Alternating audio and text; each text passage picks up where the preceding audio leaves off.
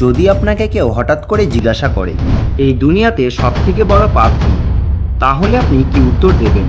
চুরি, হত্যা, প্রতারণা, বিশ্বাসঘাতকতা, নাকি কারো হৃদয় ভেঙে দেওয়া?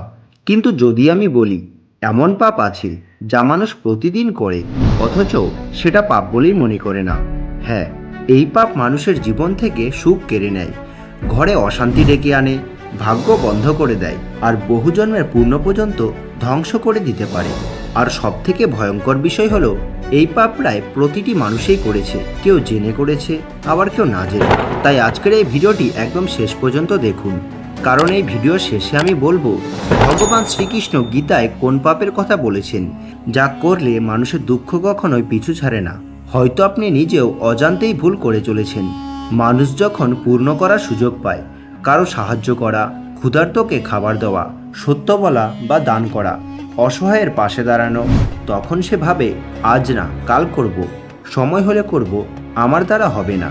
কিন্তু যখন মানুষের পাপ করার সুযোগ আসে, মিথ্যা বলা, অন্যের ক্ষতি করা, কাউকে ঠকানো, হিংসা করা, লোভে পড়া, প্রতারণা করা, তখন মানুষ এক মুহূর্তও দেরি করে না। কেন জানেন? কারণ পাপের রাস্তা সহজ আর পুণ্যের রাস্তা বেজায় কঠিন। পাপে তৎক্ষণাৎ লাভ দেখা যায়, পুণ্যের ফল আসে ধীরে ধীরে। আর আজকের মানুষ ধৈর্য হারিয়ে ফেলেছে, সব কিছু এখনই চাই, কষ্ট ছাড়া চাই, পরিশ্রম ছাড়া চাই। তাই এই কারণেই মানুষ নিজের হাতে নিজের ভবিষ্যৎ অন্ধকার করছে। অনেক মানুষ আছে যারা প্রতিদিন পূজা করে, মন্দিরে যায়, জপ করে, দান করে, কিন্তু একই সঙ্গে কারো অপমানও করে, মিথ্যা বলে, অন্যায় করে, কারো মন ভাঙে। তখন কি হয় জানেন? সে যে পুণ্য করছে সেই পুণ্যের ফল ধীরে ধীরে নষ্ট হতে শুরু করে। কারণ ধর্ম শুধু প্রদীপ জ্বালানো নয়, ধর্ম শুধু ফুল ছাড়ানো নয়, ধর্ম শুধু মন্দিরে যাওয়াও নয়। ধর্ম মানে সৎ আচরণ, ধর্ম মানে সত্য কথা বলা, ধর্ম মানে দয়া, ধর্ম মানে অন্যের চোখের জল না ফেলা।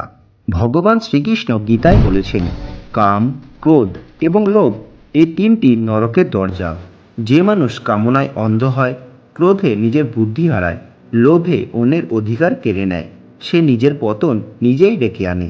কিন্তু এসবের থেকেও বড় পাপ আছে, এবং সেটি আজকের ভিডিওর সবথেকে বেশি গুরুত্বপূর্ণ অংশ। তাই মন দিয়ে শুনুন। সবথেকে বড় পাপ হলো সত্য জেনে অন্যায় করা। যখন একজন মানুষ জানে এটা ভুল, অন্যের ক্ষতি হবে, এতে পাপ লাগবে, এতে ভগবান কষ্ট পাবেন, তবুও যদি সে নিজের স্বার্থের জন্য সেই কাজ করে, তাহলেই শুরু হয় তার পতন। অজ্ঞানতা করা ভুলের ক্ষমা আছে, কিন্তু জেনে শুনে অন্যায় করলে কর্মফল খুবই কঠিন হয়। আজ না হয় কাল, কাল না হয় পরশু, এই জন্মে না হলেও পরের জন্মে কর্মের বিচার একদিন পেতেই হবে। কেউ ভাববেন না আমি খুব চালাক, আমাকে কেউ ধরতে পারবে না। মানুষের চোখকে ফাঁকি দেওয়া যায়, সমাজের বিচার এড়ানো যায়, কিন্তু কর্মের বিচার থেকে কেউ পালাতে পারে না। এই পৃথিবীতে দু ধরনের মানুষ আছে।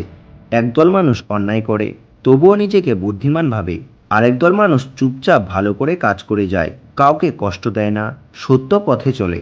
সময় গেলে দেখা যায় প্রথমজন সাময়িক জেতে, আর দ্বিতীয়জন শেষ পর্যন্ত সত্যিকারের জয় পায়। এবার নিজেকে প্রশ্ন করুন, আমি কারো ক্ষতি করে এগোচ্ছি? আমি কি মিথ্যা কথা বলে সুবিধা নিচ্ছি? আমি কি জেনে শুনে ভুল করছি? আমি কি পুণ্যের সুযোগ পেয়েও এড়িয়ে যাচ্ছি? যদি উত্তর হ্যাঁ হয়, তাহলে এখনই সময় আছে বদলে যাওয়ার।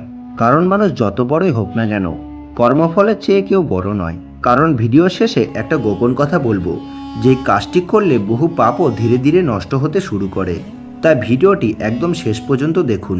তো চলুন জেনে নিই এই দুনিয়ায় সবথেকে বড় পাপ কী, এবং ভগবান শ্রীকৃষ্ণ তার অমূল্য গীতা জ্ঞানে কী বলেছেন। এই দুনিয়াতে সবথেকে বড় পাপ হলো সত্যি জেনে অন্যায় করা এবং নিজের স্বার্থে অন্যের ক্ষতি করা। মানুষের বিচার এড়ানো যায়, কিন্তু কর্মফলের বিচার কখনোই এড়ানো যায় না। তাই ভগবান শ্রীকৃষ্ণ বলেন, সৎকর্ম করো, ধর্মের পথে চলো, তাহলে জীবনে সফলতা আসবে। তো বন্ধুরা, কমেন্টে জয় শ্রীকৃষ্ণ অবশ্যই লিখবেন।